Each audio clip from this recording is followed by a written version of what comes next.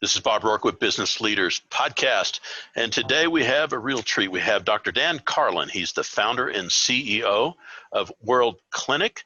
He pioneered WorldClinic's innovative concierge telemedicine model. He's a national leader in the field of telemedicine, and he's a recognized pioneer in the delivery of medical care to distant populations. Board certified emergency physician and a former U.S. Navy medical officer. Commander Carlin, thank you so much for being on the podcast. I haven't received that title in about 30 years, but I still love hearing it. In any case, it's a privilege to have you on the show. For the business owners listening out there, it's extremely important. As you work really, really hard, you have a tendency to neglect, or at least most that I know, neglect healthcare. And when you have a liquidity event, it seems like you wake up with all the things you want to do, and your healthcare or your health condition is not going to support your efforts. So for Dr. Carlin to be on the show and talk about what we can do about that, tell us a bit about what WorldClinic's about and how you got into WorldClinic. Sure. Before I jump in there, I just want the audience to know I'm coming from a place. I'm an entrepreneur also. I'm a physician, but I'm not in the big white tower of medicine here. I really want to talk on the ground level, like this is what's going on. And I'm 60 years old, and I've built a successful practice and a company. So these issues I'm talking about, they're also personal. So I want to speak one-on-one around this stuff. So let me tell you about WorldClinic very quickly. It's a 22-year-old telemedicine practice. Back in the 90s, I was absolutely a pioneer trying to figure out how do I deliver healthcare at a distance using the internet. I had a big vision for it. I've seen most of that vision come to pass. It hasn't been easy. Been a lot of struggles along the way, but also a lot of some amazing successes. Now here in 2020, this is a private concierge level telemedicine practice. We take care of families, executives, corporations. We've gone from super yachts, because my naval background, Bob, really suited me well for taking care of ships. We went from super yachts to the families that own those super yachts to the companies in the portfolios of the families. And now at this point, we've broadened out to taking care of, in some cases, C-suite executives, in some cases, an entire workforce. So we sort of did that classic marketing strategy thing of start with a niche market, expand, use technology to scale. And at this point, we still have our original families. Most of them are still with us 20 years later, and now several generations worth. Lots of corporate executives, but I'm happy to report we're now taking care of a lot of line workers, construction workers, these kind of things. And it's been a fun, challenging journey. But the biggest thing I've seen, I just want to close the loop here, is I know a ton of entrepreneurs that kind of put their healthcare and their basic health and wellness as a third or fourth or fifth place issue behind their business, their family, and their business.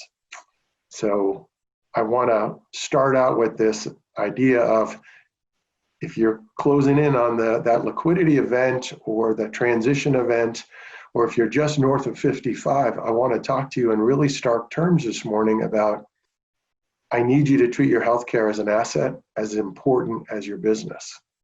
I really want you to be around when that day comes, when you step away from the business and you have time to enjoy the broader pleasures of life, including family and travel and all of those things, and including your legacy. So that's where we're going to start. I even think about the business owner that just took and bought a brand new business. He's looking over the next 3 to 5 years to take and turn around, grow, or scale that business. And you look at the workload they're going to be taking on board, I would think that a critical component is the viability of that business owner. And Correct. So I even seen this as a risk management piece for that new business development guy. No, it absolutely is. I would say in our corporate executive world, which is about 58% of the business right now, the driver by far is risk management. Keeping high functioning executives healthy, keeping them in a state where they're, well, I'll be really, really blunt here. If they're healthy, they're happy. If they're happy, they perform. And it's their performance that's driving so much of the value of the company. So that, being proactive and keeping them healthy, that's great. The other side of the risk management, of course, is obviously you got to really prevent a sudden unexpected event. And honestly, that's how I make my living. When we get a new executive, the very first thing we do is saying, so show me your executive physical. And a lot of the executives still, like, what are you talking about? I said, well, where are your medical records? And you look at the medical records and they sort of haphazard and really kind of incomplete. One of our first things is, okay, I'm sending you in for a 1 or 2 day executive physical, depending on how old you are and what your risk factors are and what we kind of think might be sneaking up on you. Then we get that all done. Usually it's 1 day. If you're older, it's 2 days. Then I get all the records at once, a really nice tight package. And then my partners and I will pick those records apart looking for risk. For example, unrecognized hypertension or borderline diabetes. Or we'll see in the records like, hey, there's a really strong family history of pancreatic cancer, but you haven't had a CT scan in 5 years. What's going on? And they're like, well, it's pretty inconvenient to get a CT scan. It's like, I'm sorry, boss, that is not negotiable. You've got the wrong family history, so we got to get this under aggressive surveillance. So if it does emerge, we take care of it before it becomes a life-threatening problem. So we get the executive physical, pick it apart, find the risk, and then jump on the risk and get very aggressive in terms of monitoring, surveillance, and managing. I think about that business owner, and circling back, when you were looking at starting your business, and you're a business owner, like the audience is a business owner, did you envision way back when the purpose that your business has evolved into now? Actually, no. I think I was fortunate enough to be so utterly naive to not realize what I was really attempting to do. I thought I was so smart in my late 30s. I thought I was so smart. Well, I think about the regulatory hurdle. Oh my God. Oh my gosh. Oh, I couldn't have conceived of some of the barriers that were coming. What I could see, though, was the sort of the ultimate manifestation of the vision, which was, hey, as the world becomes more connected, guys like me, my capacity to deliver healthcare at a distance is going to be really improved, better. My ability to organize a lot of detailed information is going to get a lot better, and there'll be huge efficiencies there. What I didn't really foresee and really struggled with for a while is why the rest of the system, meaning healthcare at large, they didn't really embrace that vision.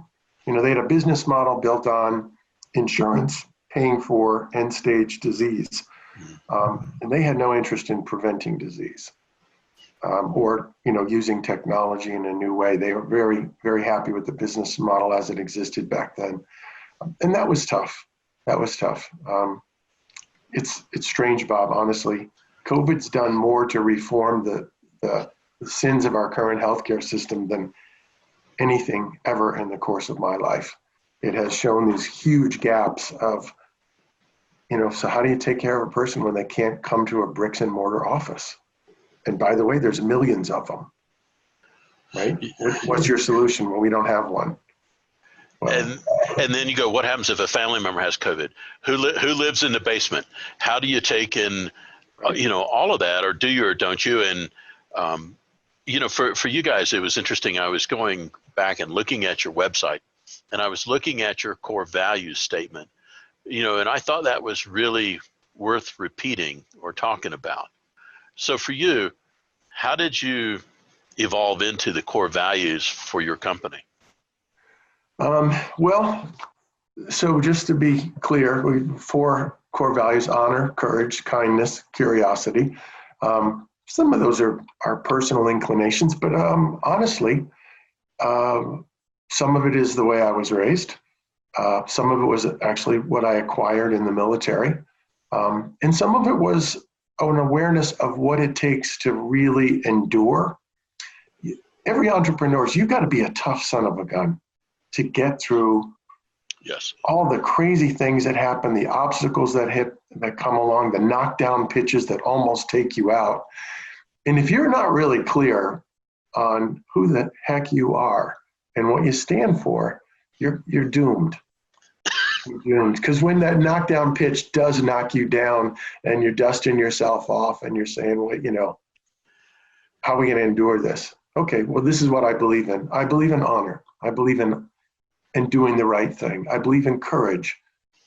Of all the qualities, I think it's the most important quality. And I despise cowardice. My staff knows this. I'm a doctor. Kindness is critical. And kindness includes every variation of that, like compassion and listening. And then lastly, we're a bunch of physician scientists who are halfway to, nerdville. Curiosity is a big deal for us. Like, I think if you have my CTO on this call, he'd say, well, yeah, kindness is good, but curiosity is better because he's always wanting to solve a problem. We give him these crazy, goofy things like, hey, how would we manage hypertension in, 4,000 diabetics in Southern Texas?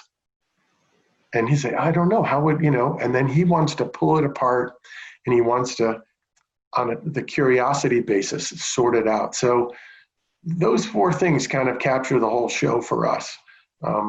And ironically, and I think a lot of entrepreneurs know this, if you're clear about those, you'll attract the right people, and the wrong people will have no interest in you. They'll be like, I'm not, that's well, I think about the benefit of working with business owners and family offices. I mean, you think about the back education that you get from your clients. For me, the gift of the podcast is I get educated by really smart people on every episode. And so it really populates your mind, and thinking about your ideal client. What would be, a typical or ideal client for the listener out there? Go, well, is that me or is this for me? Who's the ideal client? So it's a really good question. It depends on how old you are. So let me start with some general criteria. The ideal client is someone who doesn't have time to spend on their healthcare. They're recognizing there's complexity, there's tremendous amount of inconvenience, and they literally just want to hire a physician group to solve their problem set. Now, here it gets interesting. Sometimes the problem set's really simple. It's a young executive. They have good care, and they're like, hey, I just want someone to answer the phone when I get sick, when I'm on the road. And I want you guys to know who I am, and I want one of your prescription medical kits, but that's all I want. Okay, happy to do that. The typical client is a busy executive who is traveling a lot, does not have a lot of marginal time in their life for any kind of inconvenient process or procedure. And healthcare is one of the few things you can't mail in, so to speak, through an assistant or a personal assistant. So it's like, darn, they're stuck with this problem.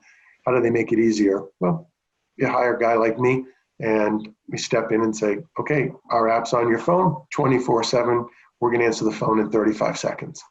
And the doctor's going to know who you are because we're a small group. We know everybody in our practice, if you will. So there's no surprises, and we got all your records.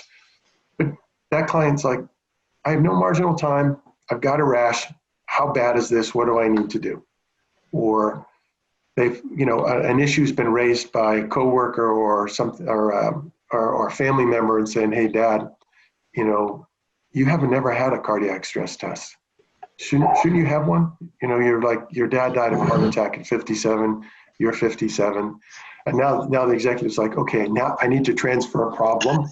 It started in my family, but now I gotta transfer it to someone who's going to play the hand out with me. And of course we do that. And then finally, we have a number of older patients. And again, they have in common this busyness. And they said, I've gotten complex medically. It snuck up on me, but I've got 4 or 5 conditions.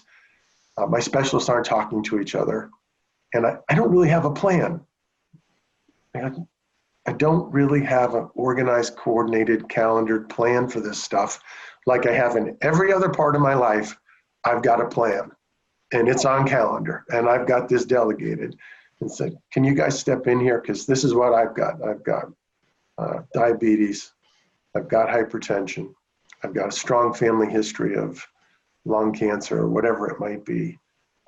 And, you know, I've got osteoarthritis and I still want to play golf. So fix it. Get these things organized for me and get me to goal. So that's very reflective of kind of our client base. Simple folks just, you know. It's quarterbacking the process, you know, and the things that I think about is access to expertise. If you're in a particular area of the country, you may or may not have the best of the best in your locale, where you may be familiar with the best of the best in another location. That's true. That's true. Some parts of the country are medically underserved. That's quite clear. And then if you're unfortunate enough to have a complex condition like a rare form of cancer or anything that requires really sophisticated surgical services like neurosurgery, et cetera, it may not be available near where you are. We spend a lot of time on this, and we do a fair bit of kind of sourcing second opinions for complex conditions like cancer, like advanced heart disease, kidney failure, weird, strange, almost like life-threatening allergy type situations. But these specialists, they're well known, and they're well known in the literature, in the scientific literature. So I'll look up a condition like polycythemia vera. This is a disease of the bone marrow. If it's well managed, it's not a big deal. If it's not well managed, it can set you up for lymphomas, leukemias, these kind of things. So if I've got a patient with polycythemia vera, we'll look up the top 4 or 5 people doing research in the United States, call them doctor to doctor and say, hey, who's the best clinician you know? Meaning, who's the best doctor in practice that's really good at polycythemia vera, that knows the research you're doing at Loyola in Chicago or Sloan Kettering in New York. And we start putting that team together and you create a plan around that condition. It's really effective, especially if you live in a rural area and have that as an asset. It's really, really incredibly valuable. Well, and I think of the time saving, you know, of that process, you know, and for the folks listening out there, they're going like, so what should I expect in the range of potential expenditures for the range of services that you guys offer? Okay. So a lot of it will depend on age and if you're bringing a lot of conditions to the table, but let me give you some general average numbers. Okay. Let's start with just those healthy road warriors. We call them silver level of service. We typically charge them around $4,000 a year. They get a medical kit, medevac policy. We get their records, and it's unlimited. The only precondition is you got to be more than 100 miles from your home. The next level up is your typical busy executive who just wants a doctor to answer the phone, but he wants it 24/7, no limitations. And we call those gold level or executives. We charge them typically $8,000 to $10,000 a year, unlimited. Some executives call us once a year. Some executives call us once a week. We don't care. Every medical practice is like that, seriously. But the idea is we're your answer when an answer is needed right now. We're the answer. You open the app, hit the button, and you're going to talk to me or one of my partners. And then finally, we have what we call platinums. And they're a little bit more difficult to price. Up to age 65, and if you're not terribly sick or have a major condition, they're between $15,000 and $20,000 a year. But that's a situation where we're basically stepping in and organizing every element of your healthcare, and with a big emphasis on the preventive side. These are the guys that we're plugging in to get an executive physical, getting all the results, following up on the results, making sure that things that are supposed to be surveilled on calendar get done on calendar. We do take care of a ton of folks north of age 65. Some of them have very serious pre-existing conditions. And then at that point, it's sort of a custom pricing. Year 1, we make an educated guess. Year 2, we have a pretty good handle on what's going on and we can revise the price accordingly. we're fortunate. Our typical client base renews about 96% of itself renews every year. So we rarely lose a client. So we have a nice longitudinal history with these folks. And again, we're not dependent on insurance billing. I have a very frank conversation with a client at the end of the year saying, you didn't call us last year. Are you really healthy or you just don't like us? And they'll be like, no, I love you guys. I'm like, well, look, the price is wrong because you're not calling us, so we'll revise the price downward. And conversely, we have one or two patients, they've had a rough year, and I'll call them up and say, okay, 2 years ago, you called us 20 times. Last year, you called us 200 times. I got to take the price up a little bit, but you're almost done with this journey through prostate cancer or whatever the heck it is. But you got to make it work, right? If you're on speed dial, it's a problem. We have one or two folks on speed dial. Yeah. So, oh boy. Yeah. As we talk about, the expense, one of the things I think is fascinating is we touched on it before, the economic value of extended lifespan versus the investment in managing your healthcare. And if you would, could you explore that economic value we talked about before the episode started? Yeah, sure. The economic value is real. And I really want to drive this point home. All entrepreneurs are very, very dollar savvy, dollar aware, cost aware in particular. And I think the average male, and I mean that in the most sexist way I can possibly say that, is the average male will down prioritize health and he'll look at cost and say, that's not worth it. But then he'll look at a tennis court, a car, a vacation, and up prioritize that and spend the money. But in my world, I see how this plays out over a decade, 2 decades, 3 decades.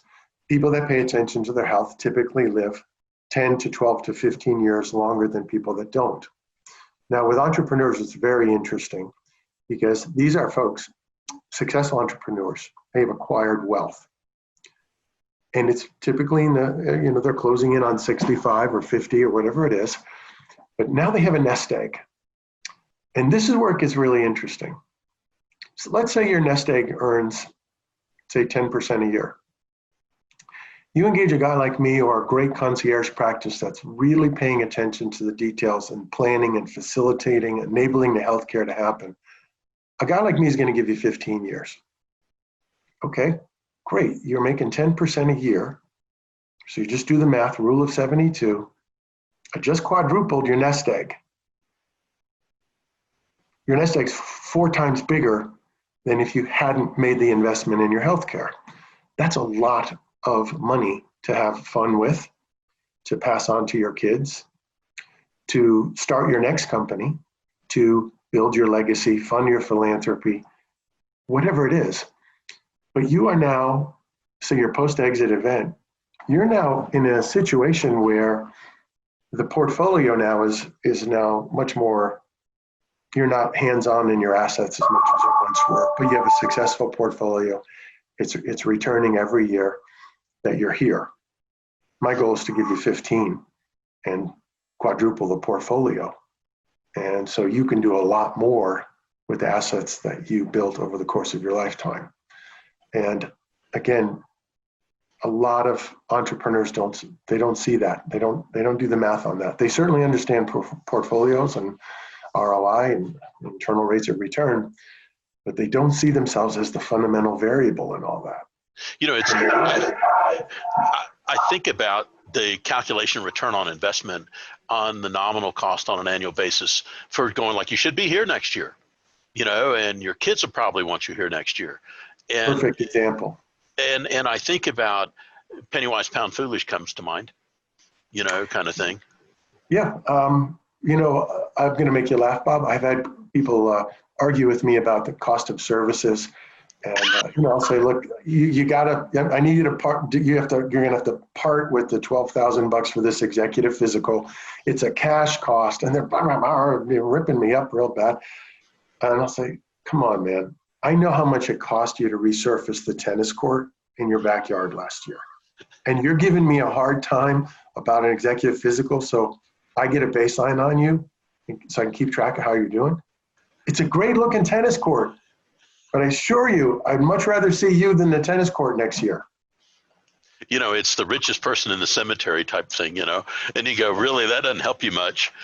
For you guys, as you look back over the past 22 years, how do you see the evolution of what you guys are doing, or how's the mission that you guys perform? How's that changed?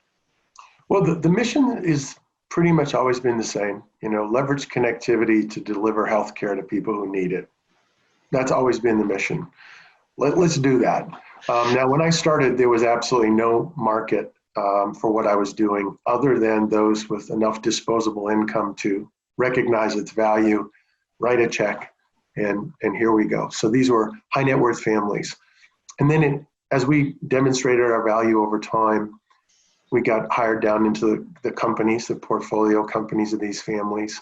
They would tell their friends about us, and we were starting to come down market from the centimillionaire or decamillionaire to just the plain old millionaire. But the interesting part is you're starting to get a lot more patients, a lot more people to take care of. And on the IT side, we're constantly trying to build scalability into our systems. So this was really fun for me. You started out with a handful of folks, then you got a bushel of folks, and now at this point we have one company we care for. We have 9,000 construction workers scattered across the southern United States, and this is sort of a dream come true because you started out in one place. It's been a really interesting journey, showing all this scalability, but it's in line with the mission, right? Leverage connectivity to those who need it. And I can assure you, a construction worker on a remote solar site in the middle of nowhere in the Okeechobee Swamp in Florida, he needs it. When something happens to that gal or that guy, he needs it. So we're feeling really good about how that mission statement worked out. Having grown up in the deep South, I think about the interpreter required for some of the calls that come in. My accent's kind of gone, but some of them are pretty interesting. Oh yeah. There's a lot of times where you say things like, I'm sorry, I think the line cut out for a second. You just say that really slowly. And then it's a whole different word, and you're like, oh, I think he just said stomach or leg. Yeah. Oh yeah. The fun part, of the job, shifting gears a bit, COVID is front and center in the media and for many folks on what they're doing. For you guys, how has that impacted you guys, or what's your thoughts on the COVID problem? So COVID's been a rough ride for the country at large, and for a lot of folks. More than 100,000 people have lost their life at this point. But COVID is a wake-up call to the nation. Healthcare in the United States has been very slow to adopt connectivity and digital sciences to deliver its product. I mean, if you think about it, Bob, every other industry managed to embrace the digital connectivity to offer a superior experience. Banking, shopping, virtually anything, virtually every other industry, all the safety industries, they all use this connectivity and digital sciences to do better. That didn't happen in healthcare because the business model was driven by delivery of services in person, with a very heavy bend on the delivery on the money towards procedures, which are done in person, or imaging, which are done in person. So we never developed the distributed systems that you see in things like banking or commerce. COVID has shaken that Etch-a-Sketch pretty bad, and it's wiped out a lot of our assumptions. And now we're looking at, okay, how are we going to take care of 350 million people when they can't come to the office? We're way behind the curve, way behind the curve. Guys like me, this is probably the greatest redemption we could have ever prayed for. I still wouldn't have prayed for this one because the cost has been so high. But this is redemption. This says, holy cow, you were right. Told you so. Told you so. And I have a bunch of other colleagues who are gloating a lot more loudly than I am. But this sense of, yeah, guys, let's start using these tools. Let's start putting stuff, as much of our healthcare as we can, onto the phone, whether it's monitoring someone's blood pressure cuff, and the blood pressure cuff talks to the phone and the phone talks to my office in a database. I couldn't be happier about that, you know. In the context of my business, because we have a lot of entrepreneurs, this has blown the doors off any concept we had of success, in the sense we are beyond expectations. We've exceeded our 3-year expectations in 4.5 months. Yeah, I think about that as a business person, just trying to scale. You know, I saw where there was a press release, there was a physician that worked in the White House that just joined you folks, I think. Yeah, I was very fortunate. Bill Lang, great friend, great colleague, is the former pandemic planner for the White House under Presidents Bush and Clinton. So we sort of hit like the, you know, double, we hit the exacta, right? We picked first and second, right? Bill's been amazing in terms of rendering common sense to how do we respond to the pandemic? How do you take care of 9,000 construction workers in Florida and the southern states where the pandemic is running wild? Bill's had the answer, and we've built systems around it. We've had to hire a lot of hire a lot of folks in a relatively short period of time, keep them very close at hand. One of the guys we hired was Dan Parks, again, former U.S. Army, former medical director for the FBI, super smart guy. He's come onto the call schedule, doing a great job. So it's interesting. You're making me think about something here, which is, I think being in the military has sort of organizes your thinking along the lines of like taking care of an entire population. Whereas when you're just in plain old practice, you tend to think about just taking care of the patients in your practice. So maybe we had a sensibility that was a little bit broader than most, but it's converted into really big success for us right now. You know, it's taking care of the troops, you know, and you sound exactly like Bill or Dan. Yeah, you take care of the troops. You know, yep. and I think, you know, as you have a strong brand, a strong culture, and I think the issues of scale really quickly to meet demand, and one of the bigger challenges, get everybody organized and get the culture transmitted to everybody so they have same approach. Yep. What are you guys doing to to transmit culture? How's that going? Well, we lead with that. To be perfectly honest, when we're interviewing people, we make it abundantly clear what's welcome and what is absolutely unwelcome. For example, I'll go granular here. We just talk about honor, courage, curiosity, but I will literally say to a new employee, you know, if you're a gossip, you shouldn't work here, because it's going to be really embarrassing when I walk you out the door for gossiping.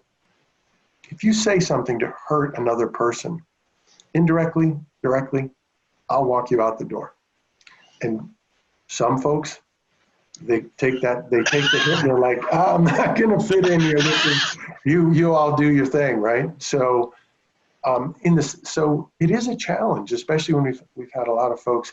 We engaged a corporate psychologist and coach about 18 months ago, a guy named Bill McCoe.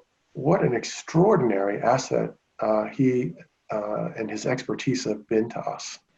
We have every employee coming in is interviewed by Bill, as well as, you know, we do the usual interviews with potential coworkers and future management, et cetera, and obviously myself. But Bill's experience in understanding how cultures transmit and how to screen for adaptability to that culture, it's been a huge asset to us. You know, and I recommend, if I may, I would recommend that to any small company that's, you know, you're somewhere between 8 employees and 50 employees, but you're still not hitting it with new hires. You know, 1 out of 2 new hires isn't working out, or 2 out of 5 isn't working out.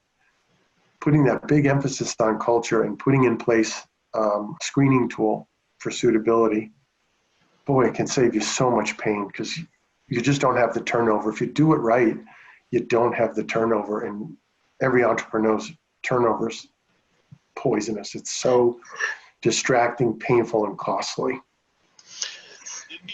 You know, I think about the light switch that COVID was, you know, coming into whatever time frame, February, March, December, whichever one you want to start. And then when you're looking out, if you were 3-5 years down the road, looking back to now, what do you see coming? What do you think is going to change for what you guys are doing and based on the COVID experience? I think there's going to be a lot of poor quality retrofitting with a lot of the major medical systems. Huge regional medical systems are going to look at their business model and go, well, telemedicine's not going to go away. We can't push it back where it came from, kind of marginalized, minimalized. People have a new expectation.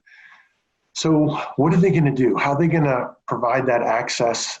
And how are they going to essentially distribute their product down to the individual level while still capturing revenue opportunities in procedures and imaging and labs? I think they're going to really struggle with that because medical centers, healthcare networks, these are generally not progressive institutions. They're grounded in expertise, but the expertise tends to be historical. And by that, I mean, they have a huge investment in the standard of care, and the standard of care was published in a book 18 months ago. And that's where we ground the delivery of medical care. Most other industries have the luxury of saying, hey, let's go try this. Let's try this whole new way of doing this. But no one's going to get killed. No one's going to lose their life. Where in medicine, if you goof that up, people can lose their lives. So I think there's going to be a kind of a tumultuous, turbulent period here while we start trying to retrofitting, and engineers call it kludging, where they're going to take some element of telemedicine and try to bolt it onto the machine, and it's not going to quite work, and it's not going to quite be integrated, but over time, it will. I do think it's going to take 2 to 3 to 4 years. I worry that the pandemic may not extinguish itself as we hope this winter and next spring. Every single thing about this virus, to loosely quote Dr. Fauci, it's like every time you think you understand this thing, it surprises you. It gives you a whole new thing like, what do you mean? Antibodies are not detectable. How the hell is that possible, right? Or what do you mean? Some of the top scientists in France at the Pasteur Institute are looking at this virus going, this might be man-made. Like I can't show you a path in the conventional viral biology that would have resulted in the creation of this particular kind of virus. So if this was a bioweapon, and some smart folks are concerned that it is, the key word there is weapon. And look, I don't go too far with any of this stuff, but a good scientist looks at all possibilities, right? This is, probably a natural phenomenon. If it wasn't, boy, we got to really open up our thinking about what we're going to do in the years ahead to protect ourselves and to protect our world, right? The thing I saw, there was a comment the other day, and I forget who said it. They said maybe we need to treat this like a Manhattan Project, to take and start figuring out how we're going to deal with this, like we had Zika and we've had Ebola and we've had SARS and, all these different, viruses that have come through the years. And you go, how are we consistently dealing with those viruses? And their comment was that there needs to be a mobilization of a larger effort to deal with virus per se. And I had a guest on the podcast, a shout out to Heather Callender Potter. She has a company called PharmaJet, and it does a needleless vaccination administration. And she was talking a bit about the RNA approach coming at some point on vaccinations. So it'll be interesting to see if we can get the momentum sustained to take an approach to this problem, and this is targeting the older folks that have, additional problems, which are square in the middle of all the business owners that have worked really hard to get here. Yep. And they have, concurrent problems, and it will take them out before they get a chance. So, to wrap this up, I've been harassing you for a while, and I really appreciate your time. Great, I won't do this again. I have a medical condition, and he's out in Colorado. But, anything that you would like to say to that business owner that's on the fence that might move them off the fence? Yeah, as a business owner, I'm going to speak in total clarity. I'm going to get right in your face, blunt, because honestly, as a business owner, you treasure those moments of deep honesty, so then you can make a good decision. Okay, so I want you to lock this phrase in your mind. People use the term golden years. They're only gold if you made the effort. For most of us, they're going to be years of rust and decay unless you make the effort. And you're going to shortchange yourself. You got a lifetime of effort to building something really terrific. And you're going to shortchange yourself if you don't pay attention to your health. And I've lived the evidence. I've been at this for 22 years. I see who's exited early, and most of the time it's completely preventable. You know, on that particular piece of advice, my comment to the business owners, if you're unsure, all right, reach out to WorldClinic. And Dan, I failed to ask, how do people find you on social media? It's actually pretty straightforward. We have a really great website, worldclinic.com. We're on Twitter, we're on Facebook, we're on Instagram. I'll honestly confess to you, Bob, that's not me that's on those things. Those are very sharp young people working in our group, and they're highly motivated, and half the time I don't quite understand what they're saying, but the information's there. And we put a ton of stuff out there. One thing, actually, let me lay this one on you real fast. Yeah. Every week, Bill Lang does a podcast about COVID. And we started with this thing just for our patients. And now our patients are sending it to their friends are sending it to their friends. And it's on the website. Bill Lang, Dr. Bill Lang, his COVID podcast comes out once a week. And it is the absolute understandable clarity about what's going on, what you need to do, what you should be thinking about. And it's, I hate, this is an overused phrase. It's gone viral, but it's kind of gone viral. And so that'd be viral squared. We like that. Yeah, it's viral squared, but it's at the website, worldclinic.com, Dr. Bill Lang's weekly COVID podcast. That's actually worth tuning into. It's 15 minutes, boom, and you get great information. You know, the podcast platform, I think, is it's really growing leaps and bounds for communication of methods. And, you know, for me, in the business community, it's been invaluable and you know, basically highlighting the contributions that business owners make, you know, to the community and the overall employment of the country. And, you know, for what you're doing and hiring and whatnot, and continue to keep your business thriving, hats off for a good job. And thanks so much for taking time out of your morning to visit with us. Sure, my pleasure. You bet. Take care.